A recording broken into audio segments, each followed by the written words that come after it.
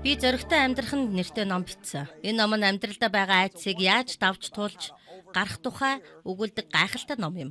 Айдсын сүнсэнд хандан баяртай гэж хэлж байгаа цагтлаар номын 1-р бүлэг эхэлдэг. Хэрвээ та үнэхээр айдсаа ялан дийлж амьдрья гэж бодож байгаа бол таны хийх ёстой хамгийн тэргүүний зүйл бол айдсыг таслах шийдвэр. Таны амьдрал цаашид айдас байхгүй гэсэн хандлагыг өөртөө та тээж байх ёстой. Христэд итгэдэг хүнд байх ёстой нэг чухал хандлагын нэг бол айдсгүй байх юм. Давид хаан өөрийн бичсэн дуулал номондоо хэд хэдэн удаа би айхгүй. Хүн надад юу хийж чадах юм бэ? Бурхан миний талд байхад хэн миний эсрэг байж чадах юм бэ гэж хэлсэн байдаг. Түүний хэлсэн би айхгүй гэдэг үгэнд би их дуртай. Яагад гэвэл Давид хаан би айдсыг мэдрэхгүй гэж биш. Харин би айхгүй гэж хэлсэн юм. Эндээс харах юм бол түүний амьдралыг айдас удирдахыг зөвшөөрөхгүй байх шийдвэрийг тэр гаргасан байна. Бид ч гэсэн ийм шийдвэрийг гаргах хэрэгтэй гэж бодож байна. Заримдаа таны амьдралд маш удаан байсан зүйлүүд таныг тавгуутуулж хэцүү болгодог шүү дээ. Та тэдгээр зүйлүүдэд дургүй. Тийм боловч тэдгээр зүйлүүд таны амьдралд байсаар л байдаг. Тэгээ та түүндээ бүр дасан зогцоод ийм л байх ёстой байлгүй дээ. Эсвэл би ийм л юм байна. За энэ бол амьдрал шүү дээ гэж боддог. Тэр читгий хэл өөр арга замаар амьдрч чадахгүй юм байна гэд итгэчихсэн явж идэг. Та нар миний хүүхэд насыг мэдэх байх. Би хүүхэд байхдаа маш олон жилийн турш аавдаа хүчирхийлүүлдэг байсан. Тийм учраас би амьдралдаа байнга л айдастай байдаг байсан. Миний аав маш их ууртай, архих уун. Тэгээд ууртай гэртээ ирэх юм бол ээжийг байнга хүчирхийлж, орилж хашгиран уурладаг байсан. Бүхэл төрлийн хүчирхийлэл манай гэрт болдог байсан. Тийм учраас би маш их айдас дунд өссөн. Тийм учраас айдсыг даван туулна гэдэг бол миний хувьд маш их хүч сорьсон зүйл байсан. Би нэг удаа нэг л зүйлийг алхамаар суралцах хэрэгтэй болсон юм. Тиймээс би өнгөрсөн жилүүдэд маш их зүйлийг суралцсан. Миний туулж өнгөрүүлсэн, суралцсан энэ бүх зүйлээс таач бас суралцах байхаа гэж би итгэж байна. Зарим нэг зүйлийг сурахад маш их хэцүү байсан. Зарим нь маш их өвдөлтөй. Гэхдээ та хэрвээ би айхгүй гэж шийдэх юм бол таны амьдралд байгаа зарим өвчтнүүдээс хэрхэн зайлсхийх талаар би танд тусалж чадна гэдэгтээ итгэж байна. Бурхан бидэнд айдсын сүнсийг өгөөгүй гэдгийг та нар мэдэн шүү дээ. Айдас бол Бурханаас ирдэггүй. Бурхан бидэнд хүч, хайр, бие захирахын сүнсийг өгсөн. Бид айж байгаа бол энэ дайснаас ирж байгаа довтлогоо юм. Айдас бол муу ёрийн сүнснээс ирдэг. Тэр үргэлж биднийг ахиж дэвшихээс холдуулж байхыг хичээж яадаг. Нэг жишээ авъя л да. Та одоо 40 настай ч гэсэн коллежийн зэрэг авахыг хүсэж байгаа гэж бодъё. Тэгвэл хамгийн ихэнд танд бодогдох зүйл бол арай л хөвшин байна да гэж айх сэтгэл орж ирнэ. Эсвэл та ийм насанд сурч чадахгүй байхтай гэж айна. Эсвэл би бүр коллежид тэнцэхгүй болов гэж айна. Баттай хэлэх нэг зүйл бол хэрвээ Бурхан таны зүрхэнд сайн зүйлийг хэлсэн л бол таныг танаа гэр бүлийг ивэх талаар ямар нэгэн сайн хүсэл таны зүрхэнд Бурхан тавьсан л бол хизээч тэр айцыг өгөхгүй. Харин айдас эргэлзээ бол муу ёрийн сүнс болох дайснаас ирж байгаа хэрэг. Бидний амьдралд ахиж дэвших боломж гарахыг муу ёрийн сүнс хизээч хүсдэггүй юм. Тийм учраас би та нараас юуны өмнө та нар би айхгүй гэсэн шийдвэр гаргамаар байна уу гэж асуумаар байна. Айхгүй гэдэг нь хизээч айцыг мэдрэхгүй гэсэн үг биш. Харин айцыг ялан дийлэхэд суралцнаа гэсэн үг юм. Энэ талаар бид бас дахиад ярилцах болно. Зоригтой амьдрахын тулд зоригтой амьдрах гэдэг нь би зүрх сэтгэлээ дагахад суралцнаа гэсэн үг юм. Би эрсдэл хийн. Би зоригтой байна. Зүгээр нэг дажгүй. Дундаж байхын төлөө биш. Ингээл нэг байдгийн төлөөч биш.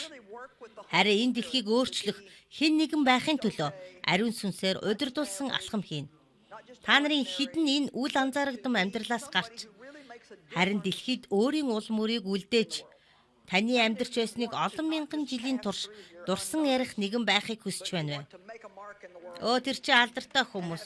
Эсвэл телевизээр гардаг хүмүүсийн л хийх ажил үсттэй гэж та өөрийгөө үл тоож битгий бодоорой. Энэ бол Бурханы бүхэл хүүхдүүдийн хийх ёстой ажил юм шүү. Бидний хийх ёстой ажлыг Бурхан хүннийг бүрт өгсөн. Бид Бурхантай хамтрах ёстой. Хэн нэгэн тань шиг сайн хийж чадахгүй. Зөвхөн таал хийж чадах зүйлс танд байгаа. Хэрвээ та өөрийнхөө хийх ажлыг хийхгүй бол бусад хүмүүсийг та хүнд байдалд оруулна. Та өөрийнхөө хувь тавилан хүсэл мөрөөдөлтөд хүрэхөөснөөс таны сэтгэл амрахгүй. Бурхан таны зүрх сэтгэлд өгсөн хүслийг гүйцэтгүүлэх сэтгэл ханамжаас өөр юу ч таныг тийм хангалуун болгож чадахгүй шүү. Амен. Харин айдас бол муу ёрийн сүнсний арга хэрэгсэл юм. Тийм ээ, айдас бол муу ёрийн сүнснээс ирдэг. Харин Бурхан бидэнд айдсын сүнсийг өгөөгүй. Үүнийг сайн ойлгох хэрэгтэй. Хэрвээ та айдсыг мэдэрч байгаа бол энийг битгий хий гэж Бурхан хэлж байгаа юм биш. Бурхан ийм арга замаар ажиллаа хийдэггүй. Бурхан бидэнд айдсын сүнсийг биш, харин хүч, хайр, бие захирахын сүнсийг өгсөн. Амен. Тийм учраас хэрвээ бид айдас мэдрэх юм бол Бурхан бидний хийгээсэй гэж хүсэж байгаа зүйлийг хийхэд муу ёрын сүнс сайд болж байна. Муу ёрын сүнс биднийг сул дорой болгохыг хичээж байна гэдэгт бид баттай байх ёстой. Айдас биднийг тарчилгаж, шаналгадаг гэж Библиэлд хэлсэн. Айдас бидэнд шанал авчирдаг гэдгийг би өөрөө сайн мэднэ. Хулчгнаж бэрэгхэн ч бас айдастай адил шанал авчирдаг. Айж хулчихгүй байх талаар би дасгал хийдэг. Хүнсний дэлгүүр явхаасаа битгий бэрхшээ. Аяг тавгаа угаахта битгий халгаж шантар. Цэцэрлэгээ янзлахдаа битгий шантар. Төлбөрүүдэд төлөхдөө битгий халшир. Амьдралд чинь халгаж бэрхшээх сүнс орж ирэхийг бүү зөвшөөр. Христ дотор хинбэ гэдгээ мэдэж, Христийн өгдөг хүч чадлаар амьдралдаа хийх ёстой бүхий л зүйлээ хийн гэдгээ сайн мэд. Тиймээс мөрөө тэгшлээд, толгоогоо өрг, эрч хүчтэй алах, зоригтой амьдр.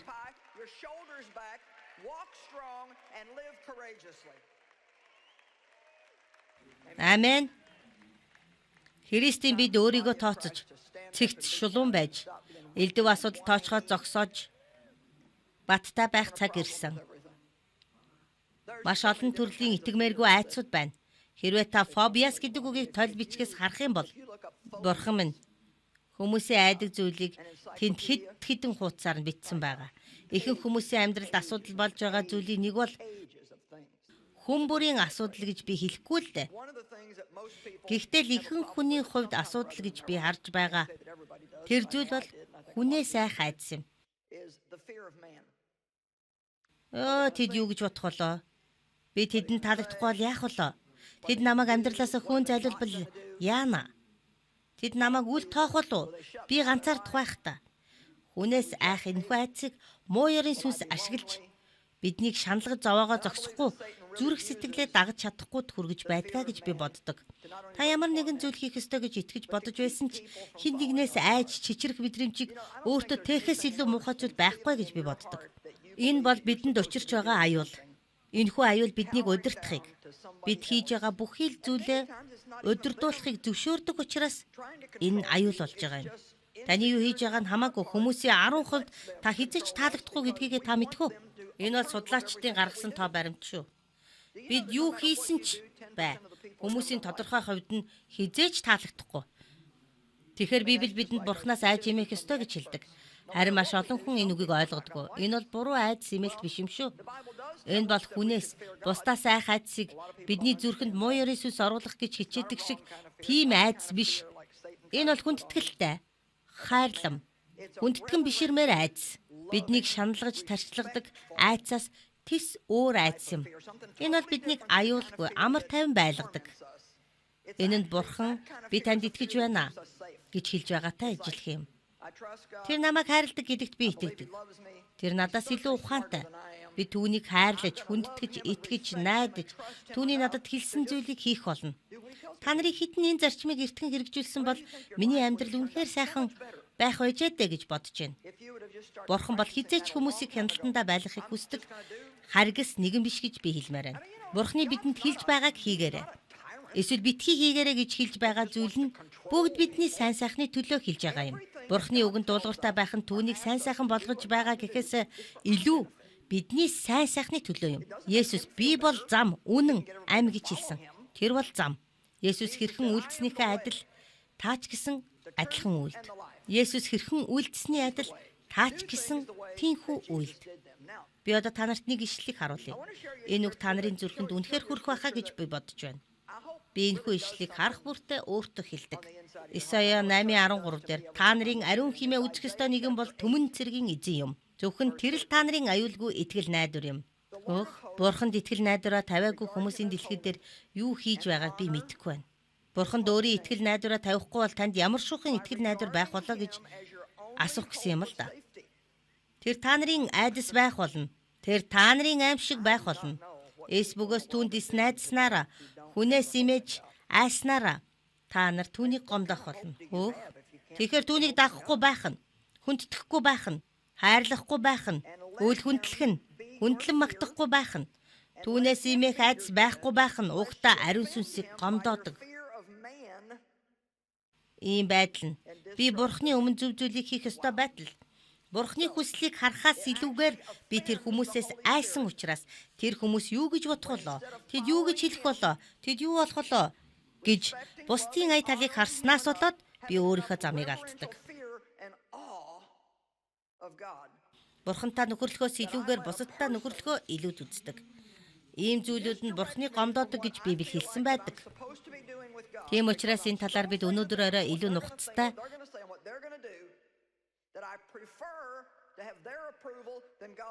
авч үзэх хэрэгтэй болов уу гэж би бодож байна. Тэгэхээр Бурхны хүслийг дагна гэхээр та тийм ээ би аюултай байдалтай байна. Би айцтай байна. Би ганцаараа баймааргүй байна. Би найзуудаа алдмааргүй байна штэ гэж хэлж болох юм. Тэгэхээр та ойлгоорой. Ийм байдал Бурхны гомдоодгийн. Хэрвээ бид хүнээс айж имэх юм бол Бурхны гомдоодгийн. Танд хүрэх ёстой хувь тавилан байгаа. Бурхан таны амьдралд гайхамшигтай сайхан зүйлийг хийхийг хүсдэг. Та нарын хүнийг бүртчин шүү. Та Жойс ярьж байгаа зүйл бол надад хандаж хэлээгүй зүйл гэж бити бодоорой. Энэ үгийг зөвхөн танхимд суугаад номлол сонсож байгаа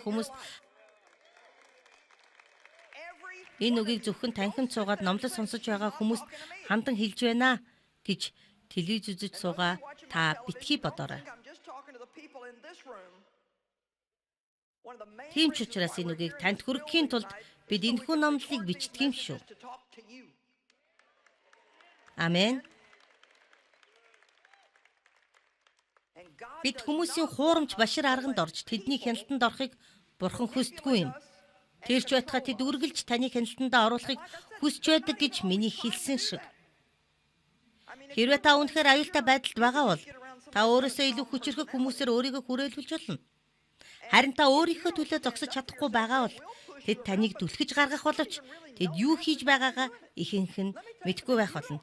Тиймээс та юу хийхийг хүсэж байгаагаа мэдэхгүй байгаа бол нэг зүйлийг хэлье.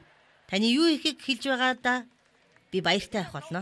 Хэрвээ танд өөрийн гэсэн төлөвлөгөө байхгүй бол та миний төлөвлөгөөг дагаач гэж би ятгахдаа баяртай байна. Би бол урам зоригтой удирдагч, хүчтэй зан чанартай. Надад зааварчилгаа удирдамж байна. Надад зориг байгаа. Бас өөрсдийнхөө төлөө байж ажиллаж чаддаггүй хүмүүс байгаа. Энэ бол дандаа бусдын буруу байдаггүй. Тэгэхээр бид Бурхны гомдоож байгаа хэрэггүй гэж хэлж болох юм.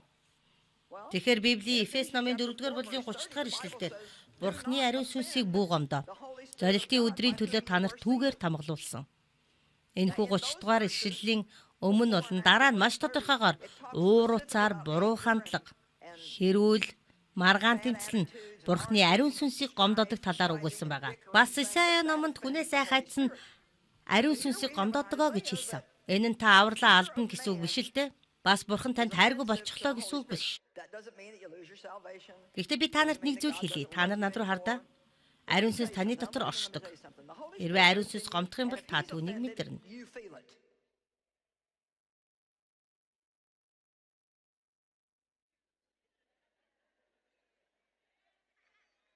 Христэд итгэгч байна гэдэг нь 7 хоногт хэдэн удаа сүм рүү яваал тэндээ зүгээр суугаад л номлолыг ангаан сонсно гэсэн утгатай биш гэдгийг та мэднэ. Энэ бол Христэд итгэгч байна гэсэн үг биш. Харин Христэд итгэгч байна гэдэг нь ариун сүнс таны дотор оршихыг хэлж байгаа юм. Ариун сүнс таны дотор оршиж хэрвээ ариун сүнс гашуудах юм бол та түүнийг мэдэрнэ. Хэрвээ ариун сүнс гунигтай байгаа бол та ч бас гунигтай байдлыг мэдэрнэ. Түүнтэй адилхан ариун сүнс тааламжтай байх юм бол та ч бас тааламжтай байдлыг мэдэрнэ. Бид Христээр дамжуулан Бурхантай харилцаатай болохдоо түүнтэй маш ойр дотны хувьчилсан тэр ч байтугай харилцсан ярилцах боломж бүхий харилцаатай болсон юм. Тэр бол таны амт нөхөр Христэд итгэгч байна гэдэг бол багц хууль дүрмүүдийг дагаж мөрдөж өөрийнхөө хариуцлагатай зүйлийг хийж мөнхийн улсын сүнслэг ухааналтаар тэдгээр үйлдэлүүдэд тэмдэглэнэ гэсэн утгатай биш ээ. Харин Христэд итгэгч байна гэдэг бол Христээр дамжуулан Бурхантай харилцаатай байна гэсэн үг юм. Христэд итгэгч байна гэдэг бол Христийг дагагч байна гэсэн үг юм. Хэрвээ та Христийг дагахад бэлэн биш байгаа бол өөрийгөө Христ итгэлд гэж нэрлэхэ бол бас та машин дээрээ наасан зураг аав. Амен.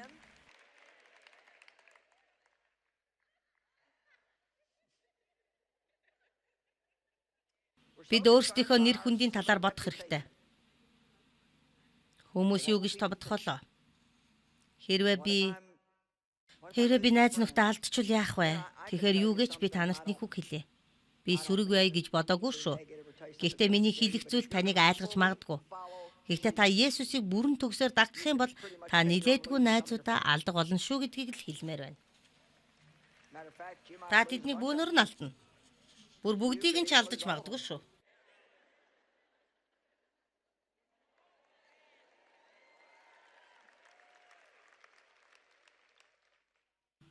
Үнэн чанартай тэд дотоод сэтгэлийнхээ хүнд таныг буруу гэж бодохгүй байгаа. Харин таны шийдвэр гаргасан зүйл дээр тэд өөрсдөө шийдвэр гаргахад бэлэн биш байгаа юм. Тийм учраас тэд өөрсдийнхөө амьдралд бурхан хэрэгтэй байна гэдгийг хүлээн зөвшөөрөхөөсөө илүү таныг буруутгах нь амархан байгаа юм. Та нарын хідэн үнэхээр бурханыг Есүсийг дагахад бэлэн байна вэ? Магадгүй та нар бүрэн зүрх сэтгэлээрээ биш байсан байх. Энэ шийдвэрийг гаргаснараа найз нөхдөд алдаж гэр бүлдээ гадуурхагдахад та бэлэн байна уу? Юу гэж? Энд маш олон хүмүүс гараа өргөхгүй байна. Гэхдээ хизээч гараа өргөөгүй байсан олон гар энд өргөгдсөн байна. Энэ бол бидний анхны шалгалт юм. Та хэн нэгэн хүнээс айж амьдралдаа айцыг зөвшөөрч байна уу?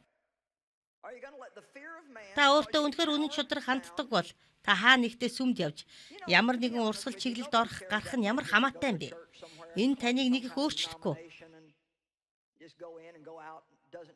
Та ч ямар нэгэн дэмжлэг бүүх хүсээрэй. Энэ бол нийгмийн хүлээн зөвшөөрлийг эрэлхийлж байгаа зүйл юм. Тэгэхээр та үнэхээр аврагдсан бол, та сүнсээр дахин төрсөн бол, таны дотор шинэ амьдрал бий болсон. Тийм учраас та хуучин хийдэг байсан зүйлээ хүсэхгүй. Та өмнө нь дуртай байсан зүйлдээ одоо дуртай биш болсон. Бусад хүмүүс харж чадахгүй тийм шин зүйлийг та олж авсан юм. Таны амьдралд нэлээд томоохон өөрчлөлтүүд, ахиц дэвшлүүд гарч ирэхэд муу ярийн сүнс улаан хевсэн дээр гэл өнхрөөд өгнө гэж та бодсон хэрэггүй.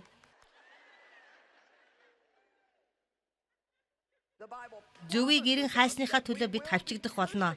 Харин хавчигдагсад юрөөлтэйе гэж Библи бидэнд хэлдэг шүү дээ.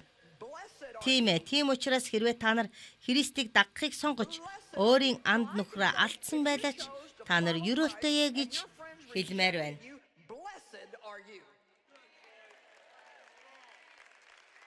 Та нар юрөөлтэйе. Та сайн найз нөхөдтэй юм.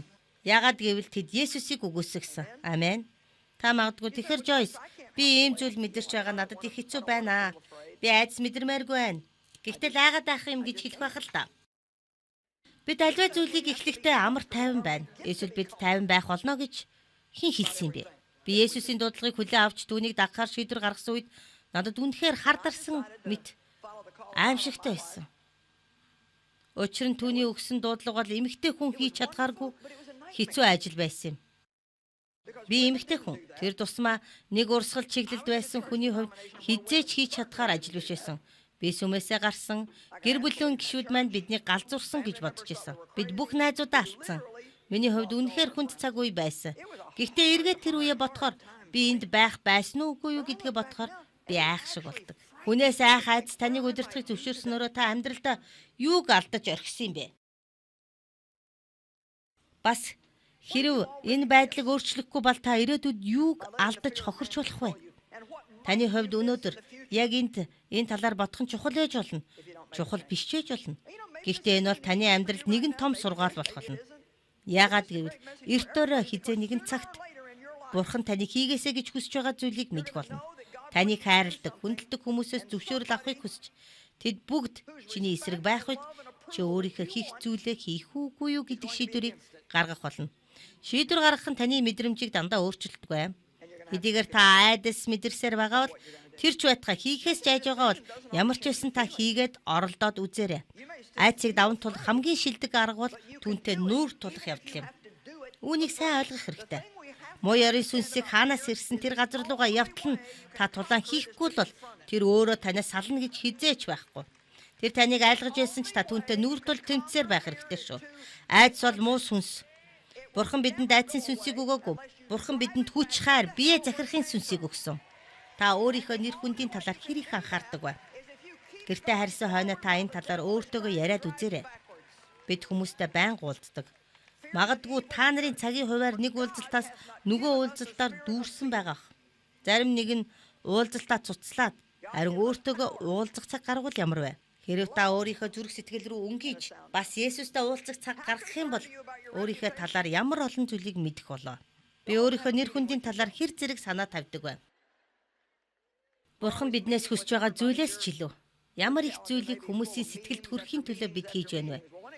Хүмүүстэй санаа нэгдэхгүйгээр та хэр их зүйлийг хийж байна вэ? Одоо эсвэл өнгөрсөнд та хэр их зүйлийг хийсэн бэ? Эсвэл та бусдын зөвшөөрлийг л хүлээдэг нэг нь үү?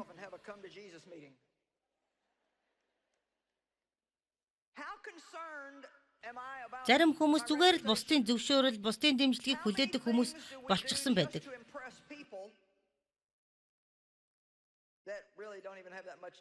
Зарим хүмүүс бусдад таалагдж тэд тийм ээ. Наад үсний засал чинь гоё байна. Наад гадуур хувцас чинь таалагдж байна. Тийм ээ, сайн байна гэж хэлхийг л сонсохоос нааш юу ч хийж чадахгүй болчихсон байдаг.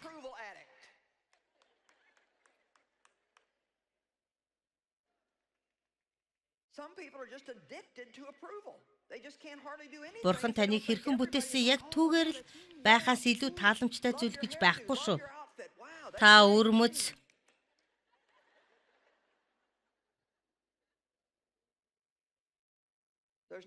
итгээд ээж болох юм. Гэхдээ таал өөрийнхөө л байгаарай.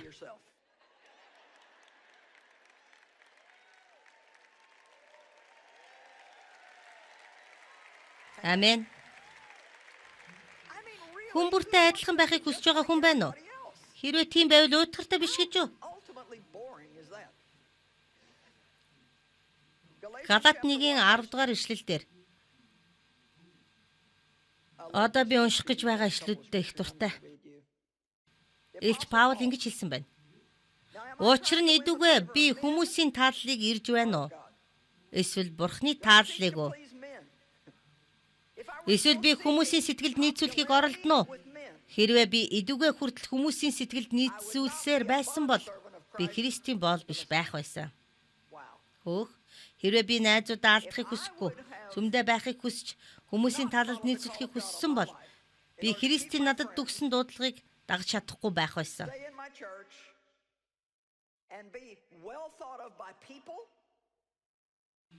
Бурхан минь. Эзэн бурхан минь. Энийг бодоход л аимшигтай шүү. Бид ямар их сорилтонд ордог юм бэ? Бодоход л айц хүрмээр байна. Тийм ээ, өнөө орой та нар сорилтын талаар илүү нухацтай бодож үзээсэй гэж би хүсэж байна. Заримдаа та нар тийм ээ, би л ганцаараа эмэгтэй хүн байж энэ ажлыг хийж байгаа. Тэд бүгдээрээ л тэгж бодож байна. Тэгвэл тэдний зөв юм байна л та. Энэ ажлыг эмэгтэй хүн хийдэггүй юм байна гэж боддог баг. Би та нарт нэг зүйл хэлье. Та нар заримдаа толгоогоо ажилуулахгүй байсан дээр шүү. Би заримдаа яриахаа болчихдог. Тэгээд л тэнэг гүжүүд хүн болчихдог. Юу гэх гээд байна вэ гэвэл заримдаа бид тархиа ажилуулахаа болоод зөвхөн зүрх сэтгэл рүүгээ харах нь их чухал байдаг юм шүү. Хүмүүсийн элдв үг яриаг өөрөөсөө холдуулаад зөвхөн бурханд хандан бурхан минь ийм нөхцөл байдал юу хийгээсэ гэж та хүсч байна гэж асуух хэрэгтэй. Надад зориулсан таны төлөвлөгөө юу вэ? Бурхан минь та надад туслаач. Хүмүүс үүнд дургүй байна. Харин би таныг дагмаар байна. Та өдөр бүр бурхан таалагдахын төлөө амьдардаг уу? Та түүнийг дагдаг уу? Харин хүмүүсийг дагдаг уу? Бид бурхан таалагдахыг хичээх тусам бид баяр хөөртэй, аз жаргалтай байх болно гэдэгт би баттай итгэдэг. Харин бурхан таалагдахын тулд та баг зэрэг зоригтой нэгэн байх ёстой. Яагаад гэвэл бурхан танд ая тухтай биш зүйлийг хийгээч гэж хэлж магадгүй юм шүү. Ялангуяа бидний амьдралд хүмүүс зөвлөгөө өгөхийг зөвшөөрөхгүй байхын тулд бид зарим тохиолдолд тэдний эсрэг зогсох, эсвэл биднэр хийлгэхийг хүсэж байгаа зүйлийн эсрэг зогсож чадах хүч болон хүсэл зоригтой байх хэрэгтэй. Бид бүгдээрээ л айцыг айх ёстой байсан ч бид бүгдээрээ л айцыг мэдэрсэн. Харин та цаашид айцгүйгээр амьдрч чадна. Тэр ч байтугай. Та айх ёстой байсан ч та айхгүй байж чадна. Бурхан таныг ивэх болтугай. Итгэл найдвараар дүүрэн амьдрахад тань Joyce Meyer-ийн Итгэл найдвараар ирээдүгээ хар товхимол ном танд туслана. Хэрвээ та энэ номыг бэлэг болгохыг хүсвэл өөрт боломжтой бүхэл хэлбэрээр бидэнтэй холбогдоорой.